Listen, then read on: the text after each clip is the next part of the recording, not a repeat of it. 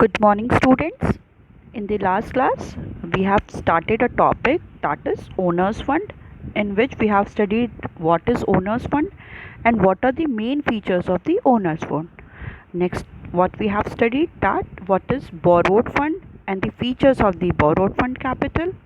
Next, we have studied what is the basic difference between the Owners Fund and the Borrowed Fund, and what are the different sources of the raising finance and on the basis of the ownership. So it is divided into the two, the Owners Fund and the Borrowed Fund, and in which we have started the first source of the sources of the Owners Fund, that is equity shares. Okay, so we have also studied the what is the shares, what is the equity shares, and the features of the so today we are going to study the what are the different basic features of the equity shares. Okay, so let's start. So first one is primary risk bearer. The equity shareholder are the primary risk bearer of the company. In case the company suffers losses, then equity shareholder have to bear the loss. The due payment is given to the creditors before paying the equity shareholder. Next is a claim over residual income. The equity shareholder have claim over the leftover the income of the company only. They get share in the income left after satisfying the claims of all the creditors, outsiders and preference shareholders. Next is basis for loans. Equity shareholder is the basis on which loan can be raised. The amount of equity share capital adds to the creditability of the company. The amount of equity shares capital increases the confidence of the creditors. Okay, so first we should know that is primary risk bearer. Okay, so the equity shareholder are the primary risk bearer of the company. जो equity shareholder होते हैं वो क्या होते हैं, company के primary risk bearer होता है, मीन्स वही कंपनी के सबसे पहले रिस्क को बेयर करते हैं. In case the company suffers losses, then equity shares have to bear the loss. Okay, अगर कंपनी क्या है, कंपनी लॉस को सफ़र कर रही है, इन दैट केस जो भी इक्विटी शेयर्स होल्डर हैं वो लॉस को बेयर करेंगे. The due payment is given to the creditors before the paying the equity shares holder. जो भी ड्यू पेमेंट है, मतलब जिसका भी पेमेंट अभी करना है, तो सबसे पहले जो भी क्रेडिटर्स हैं जिनसे मनी को क्रेडिट किया गया है, लोन लिया गया है, उन पे क्या करेंगे, उनसे हम सबसे पहला पेमेंट करेंगे before the paying the equity shares holder. Equity shares holder को देने से पहले जो सारे क्रेडिटर्स हैं उनका पेमेंट हम क्या करेंगे, पहले करेंगे. Okay, next one is claims over the residual income. Okay, so equity shares holder have claim over the left over income of the company only. तो इक्विटी शेयर्स होल्डर क्या कर सकते हैं, बस जो कंपनी में इनकम लेफ्ट ओवर है, बची हुई है, बस वो उसी पे क्या कर सकते हैं, क्लेम कर सकते हैं.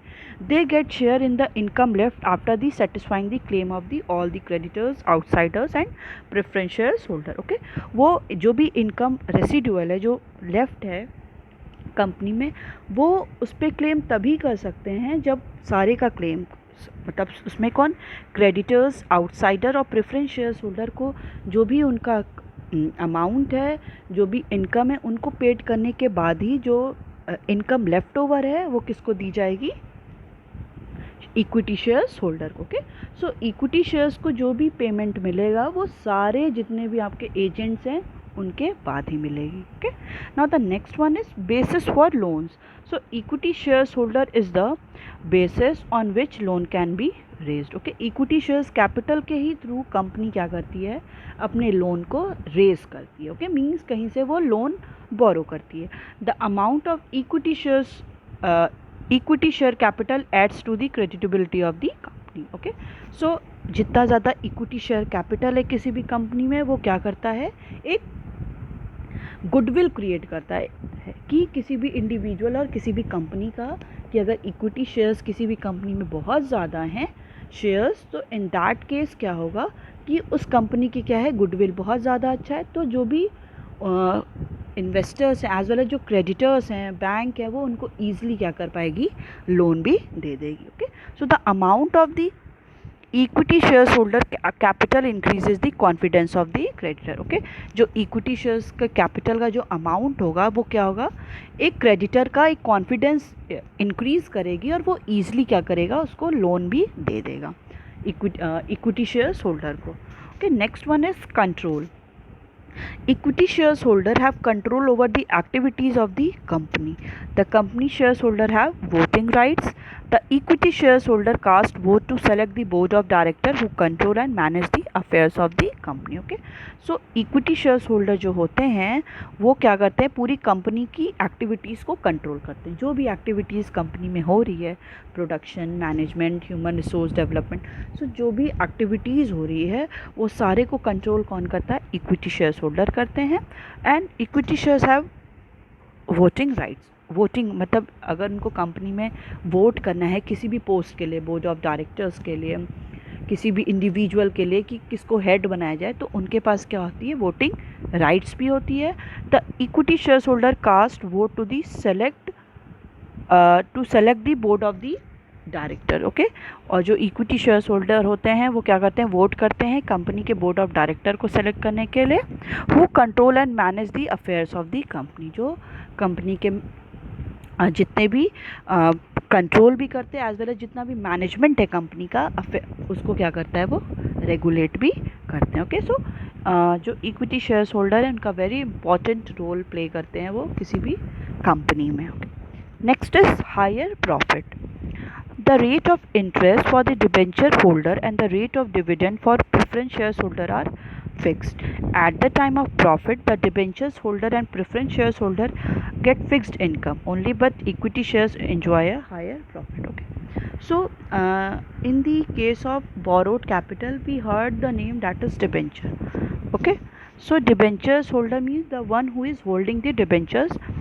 So, जो भी डिबेंचर्स होल्डर्स होते हैं, जो डिबेंचर को लिए हैं, उनको क्या होता है, वो रेट ऑफ इंटरेस्ट मिलता है फॉर दी डिबेंचर्स होल्डर, जिन्होंने लोन प्रोवाइड किया। ओके, सो उनको क्या मिलता है, रेट ऑफ इंटरेस्ट। और रेट ऑफ डिविडेंड मिलता है किसको, प्रेफरेंस शेयर्स होल्डर को। Okay, we have study the share are of two types, equity shares holder and the preference shares holder. तो जो भी इनका रेट ऑफ इंटरेस्ट है और जो भी डिविडेंड मिलेगा किसी भी प्रेफरेंस शेयर्स होल्डर को, वो स्टार्टिंग में ही डिसाइड हो जाएगा। और वो स्टार्टिंग में जो डिसाइड होगा वो क्या होगा, फिक्स्ड अमाउंट में होगा। मींस अगर उन्होंने बता दिया कि अगर 5,000 या 10,000 जो भी उतना उनको मिलना है, तो कंपनी का चाहे जितना प्रॉफिट हो वो हमेशा ही उतना ही मिलेगा।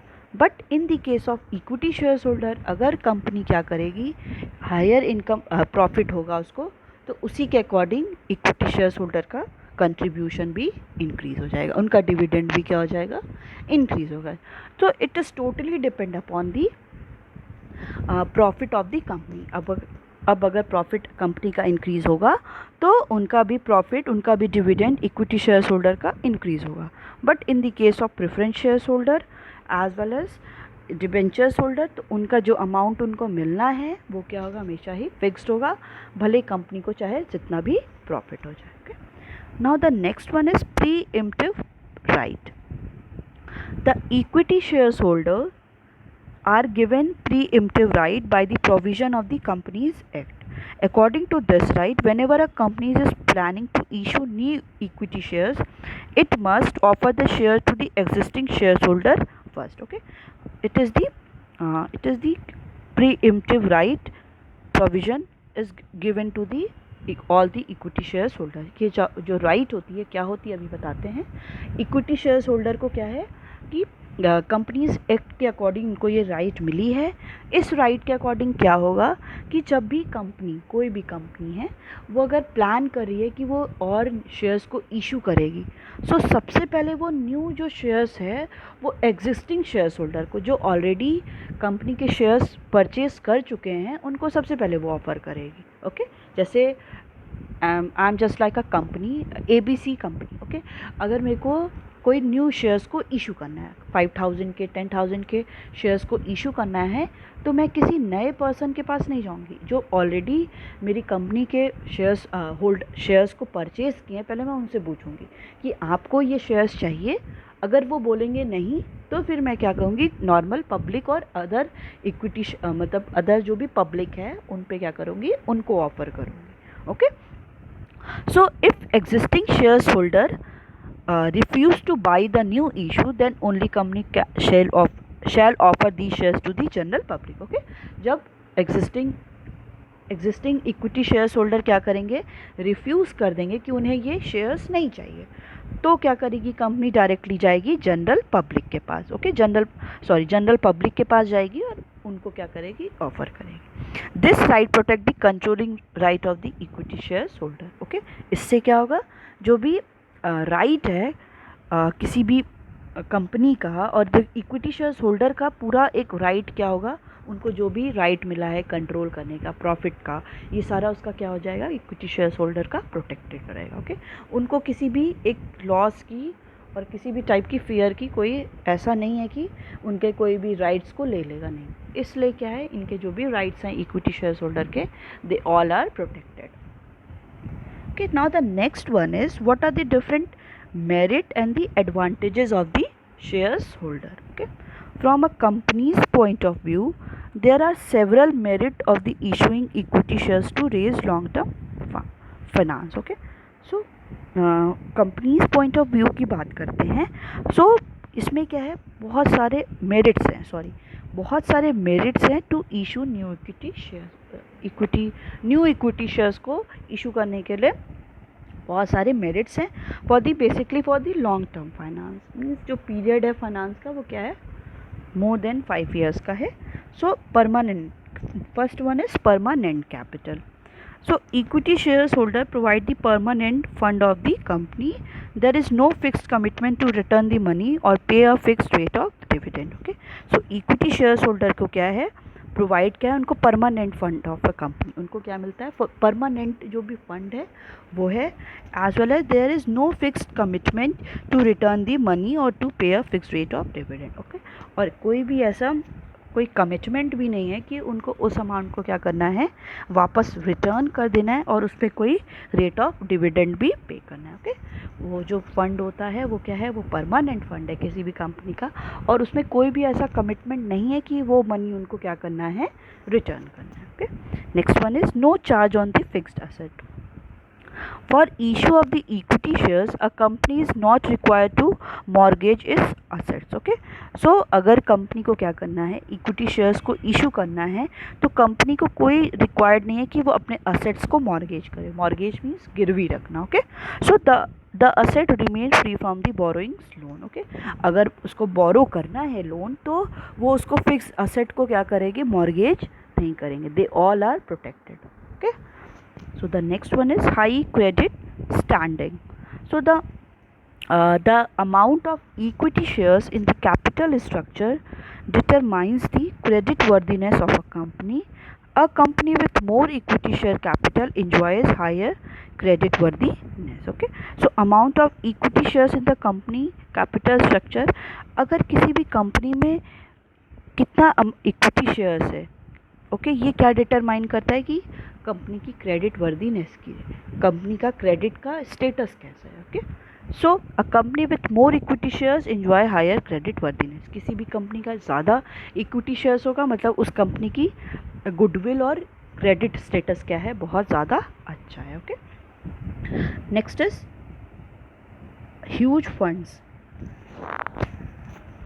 By issue of the equity shares, a company can raise huge amount of funds because the denomination of the equity share is very small. People from all income group can invest in equity shares capital, so a company can mobilize huge fund from investors belonging to different income group. Okay, so by issuing the equity shares, a company can raise huge amount of fund. Okay, जब company क्या करती है, अपने shares को issue करती है, okay, different general public को अगर वो इशू करती है, उसके थ्रू अपनी कंपनी का फंड को इंक्रीज़ कर देती है। मींस अगर मेरा कोई कंपनी है, मैंने कुछ शेयर्स को इशू कर दिया 10,000, तो इशू करने के बाद लोग क्या करेंगे, उसको परचेस करेंगे, तो अमाउंट क्या होगा, वो मेरे पास ही आएगा। सो जब कंपनी क्या करती है, equity shares holder equity shares को इशू करती है, तो कंपनी के पास ह्यूज अमाउंट ऑफ फंड आ जाता है, because the denomination of the equity share is very small. A denomination means a face value of coin, notes, postage. Okay, आप देखे होंगे कॉइन। ओके, कॉइन पे क्या होता है, 1 रुपीज़ कॉइन होगा, उस पर होता है 5 रुपीज़। तो this is called the denomination, means the face value of the coin, कि उस कॉइन की क्या value.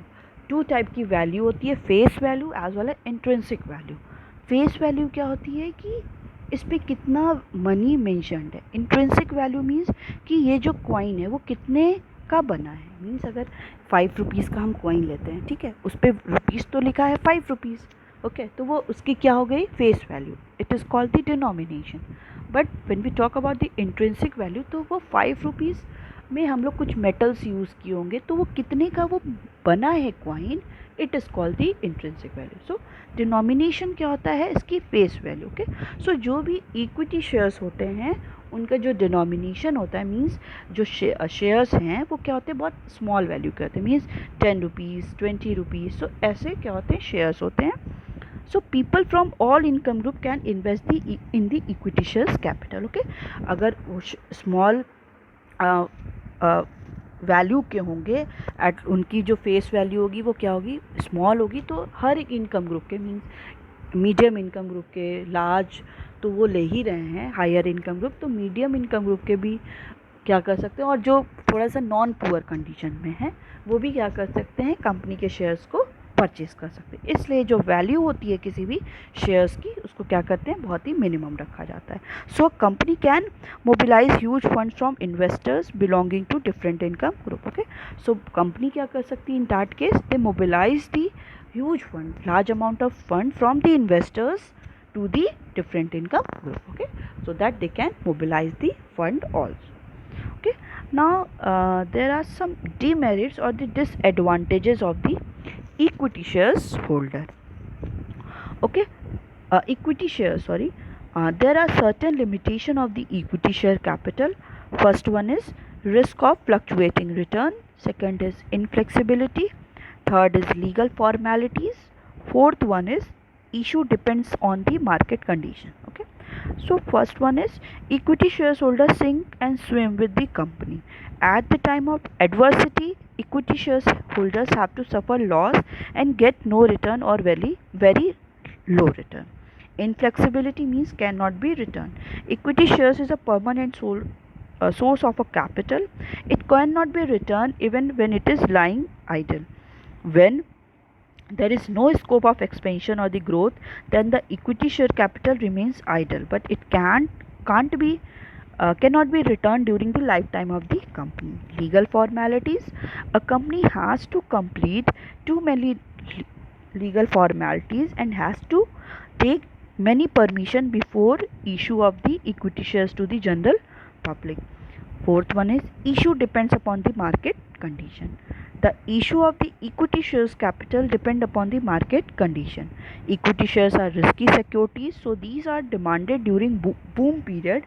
During recession period, people hesitate to invest in equity share capital. Okay, so first one is risk of fluctuating return. Okay, so all the equity shares holders sink and swim with the company. Okay, वो company के साथ ही sink भी करते हैं और swim भी करते हैं। मीन्स जो भी उनकी एक्टिविटीज़ है वो कंपनी के अकॉर्डिंग ही होती है। अगर कंपनी प्रॉफिट अर्न कर रही है तो उनका प्रॉफिट भी होगा, अगर कंपनी लॉस अर्न कर रही है तो उनको सबसे ज़्यादा लॉस भी बेयर करना पड़ेगा। So it is the one of the biggest और the largest disadvantage with the equity shares. Okay, so at the time of adversity means when the company is facing the loss, equity shares holder have to suffer the loss. जो भी equity shares holder हैं उनको क्या करना पड़ता है, loss को सफ़र करना पड़ता है एंड गेट नो रिटर्न और वेरी लो रिटर्न। और उन्हें इन that condition they will get इधर नो रिटर्न और दी वेरी लो रिटर्न। उन्हें या तो एकदम ही रिटर्न नहीं मिलता और मिलता भी है तो बहुत ज़्यादा लो होता है।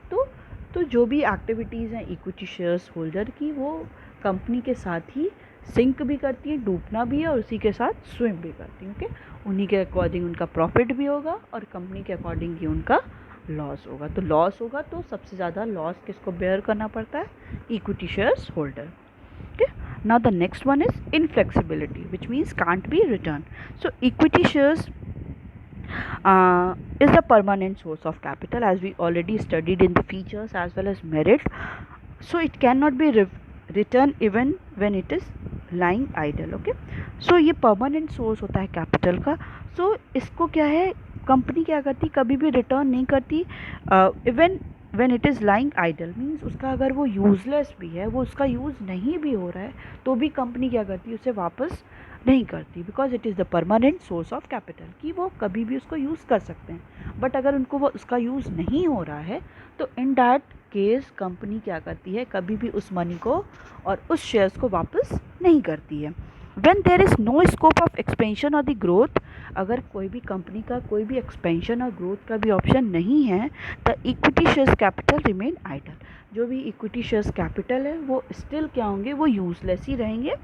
But it can't be return during the life time of the company. But वो क्या है, कभी भी रिटर्न नहीं होंगे during the life time of the company. Company का चाहे वो 10 ईयर चले, वो 100 ईयर चले, वो कभी भी वो मनी क्या होगा, वो वापस नहीं होगा. Next is legal formalities.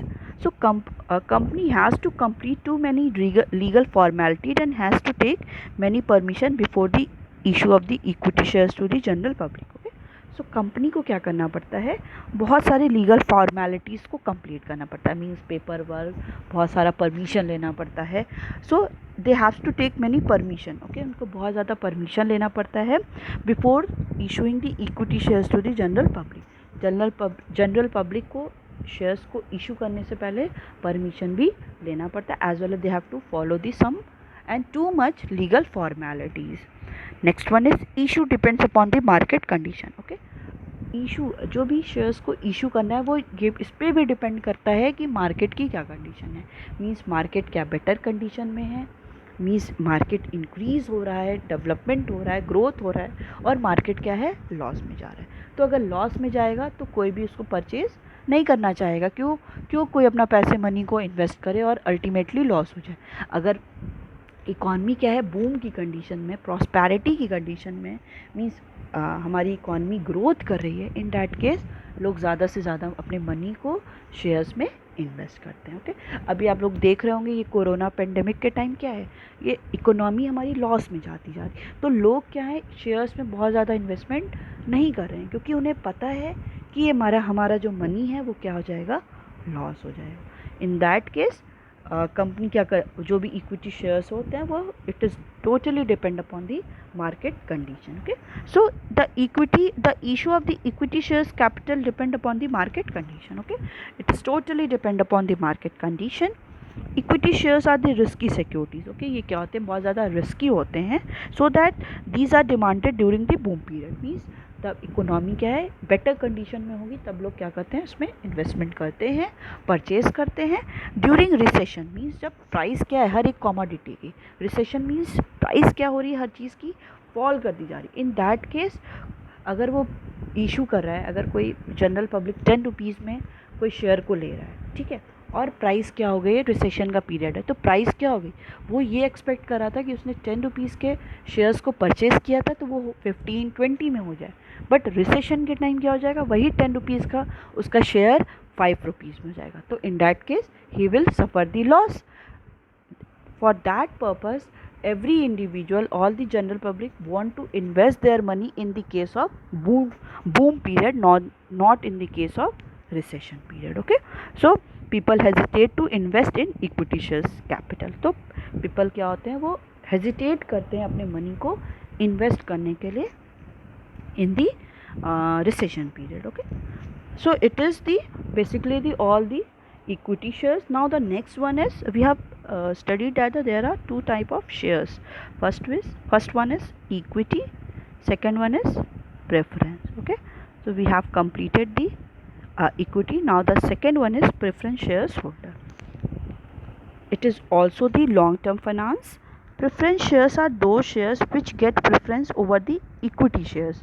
Okay, जो भी प्रेफरेंस शेयर होल्डर होते हैं उनको क्या है, प्रेफरेंस दिया जाता है over the equity shares. Means equity shares holder के पहले प्रेफरेंस शेयर्स होल्डर को प्रेफरेंस दिया जाता है इन रिस्पेक्ट टू किस रिस्पेक्ट में, the payment of dividend. Means जब भी पार्ट ऑफ प्रॉफिट पेमेंट किया जाता है तो सबसे पहले प्रेफरेंस शेयर्स होल्डर को किया जाता है, आफ्टर दैट प्रेफर किसको किया जाता है, equity shares holder. Next one is the repayment of the investment amount during the winding up. जब बिजनेस क्या होता है, वाइंडिंग अप की कंडीशन में होता है, क्लोज डाउन की कंडीशन में होता है, तो इन्वेस्टमेंट का मनी भी रीपेमेंट पहले किसको करना होता है, प्रेफरेंस शेयर्स होल्डर को। Okay, so in all case preference shares holder get the preference over the equity shares holder. Okay, हर एक कंडीशन बेसिकली, अगर डिविडेंड की बात होती है, payment of the dividend as well as repayment of the investment money, in both case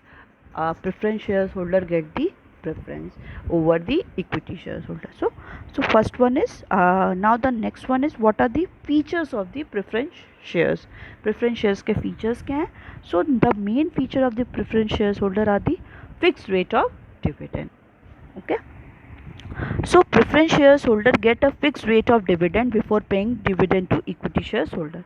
तो company क्या करती है, जो भी प्रेफरेंस शेयर्स होल्डर हैं उनको रेट ऑफ डिविडेंड मीन्स अगर कंपनी प्रॉफिट अर्न करती है तो उसका पार्ट ऑफ प्रॉफिट क्या है, ये शेयर्स होल्डर को पेड किया जाता है। तो प्रेफरेंस शेयर्स होल्डर को पहले प्रेफर किया जाता है as comparison to equity shares holder, और जो भी उनका अमाउंट है वो क्या होगा, वो स्टार्टिंग में ही डिसाइड हो जाएगा कि 6% लेंगे या 10% लेंगे।